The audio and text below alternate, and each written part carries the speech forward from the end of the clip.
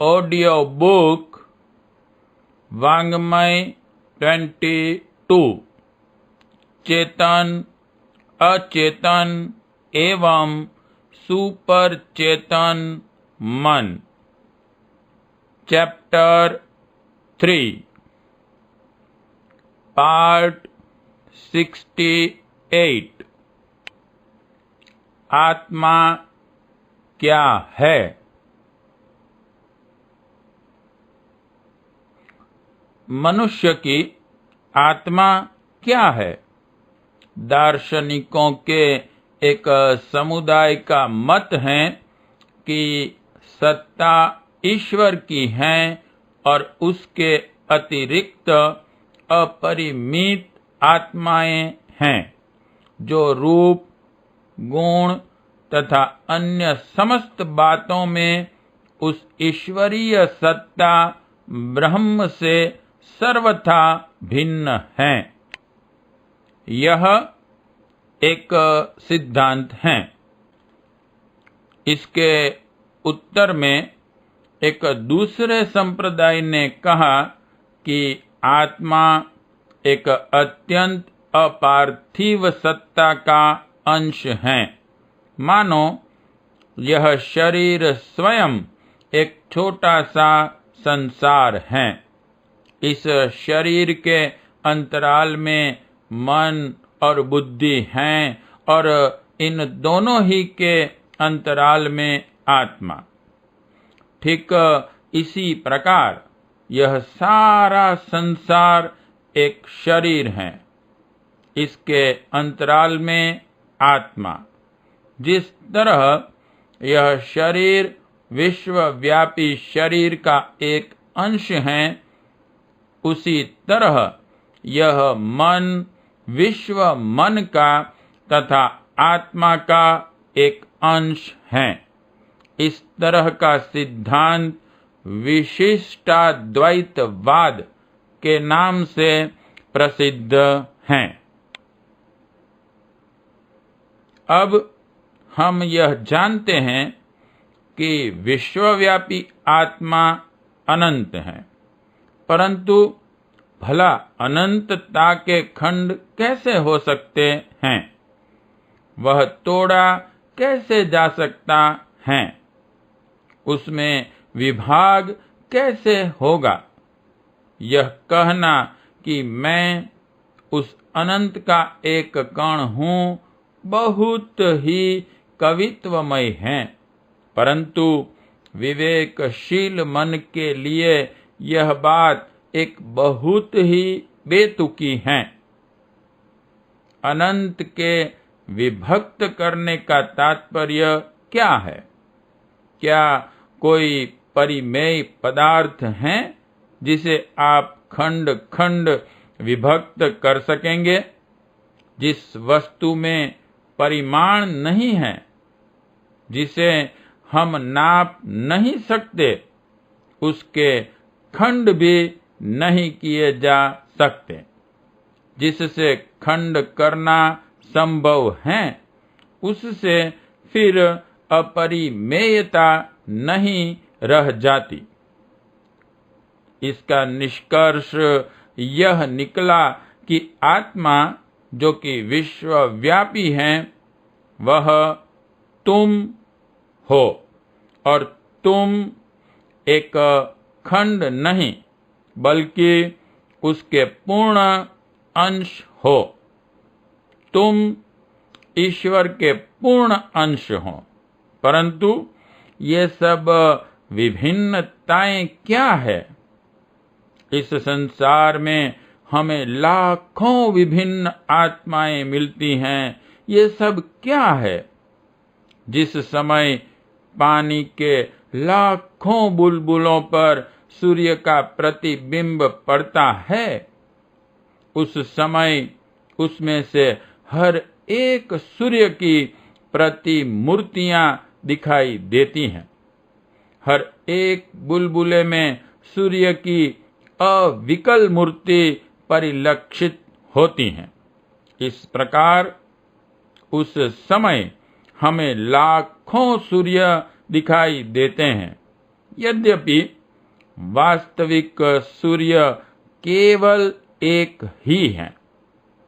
इस प्रकार यह माया विशिष्ट आत्मा, जो कि हम में से प्रत्येक प्राणी के अंतःकरण में विद्यमान है, ईश्वर की प्रतिमा मात्र है। इसके अतिरिक्त और कुछ नहीं है। वास्तविक सत्ता जो कि अंतराल में है, वह एकमात्र ईश्वर हैं।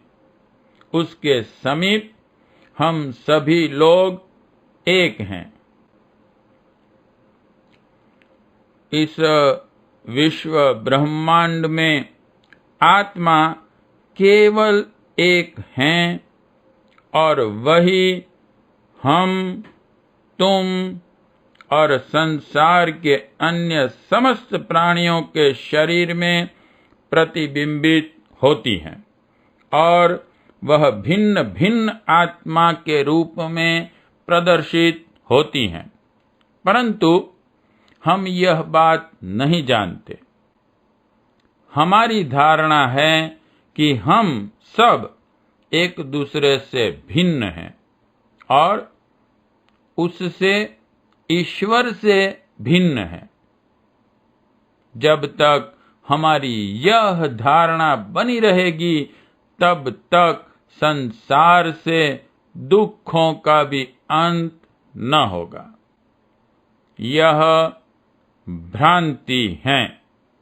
इसके अतिरिक्त दुख, क्लेश और बहुत बड़ा कारण भय है। भला एक व्यक्ति दूसरे के स्वार्थ का विघातक क्यों बनता है? कारण वह डरता है कि मैं यथेष्ट सुख न प्राप्त कर सकूंगा। मनुष्य को भय रहता है यथेष्ट धन न प्राप्त कर सकूंगा। इस भय के ही कारण वह दूसरों को हानि पहुंचाता है। इसी से वह दूसरों को धोखा देता है, ठगता है। यदि समस्त विश्व में केवल एकमात्र सत्ता होती तो भला इस प्रकार का भय क्यों होता? यदि मेरे ऊपर वज्र गिर पड़े तो मैं अपने ही ऊपर स्वयं भी गिर पड़ता हूं, क्योंकि इस समस्त विश्व में मैं ही एकमात्र सत्ता हूं। यदि प्लेग आता है तो वह मैं हूं। यदि कोई सिंह आता है तो मैं हूं। यदि मृत्यु आती है तो वह मैं हूं। मैं जन्म और मृत्यु दोनों ही हूं। विश्व में दो सत्ताओं का अस्तित्व मानने पर भय का संचार होता है।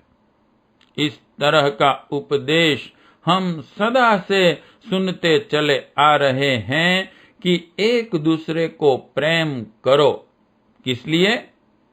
हमें प्रत्येक व्यक्ति को प्रेम दृष्टि से क्यों देखना चाहिए? वह इसलिए कि मैं तथा संसार के अन्य समस्त प्राणी अभिन्न हैं। मैं अपने भाई से प्रेम क्यों करूं? इसलिए कि वह और मैं एक हूं। इस प्रकार समस्त विश्व के सुख दुख को समान मानने में ही यह एकता है। हमारे पैरों से कुचले जाने वाले छोटे से छोटे कीड़ों से लेकर सृष्टि के बड़े से बड़े प्राणी तक पृथक पृथक शरीर धारण करते हुए भी एक ही जीव हैं। सभी मुखों द्वारा तुम खाते हो, सभी हाथों के द्वारा तुम काम करते हो और सभी नेत्रों के द्वारा तुम देखते हो। इन लाखों शरीरों के द्वारा तुम स्वास्थ्य का उपयोग करते हो तथा रोगों की यंत्रणा भी सहन करते हो। जब मन में इस तरह की भावना आ जाती है और हम इसका अनुभव करने लगते हैं, तब दुखों, क्लेशों और भयों का अंत हो जाता है। पार्ट 68 समाप्त।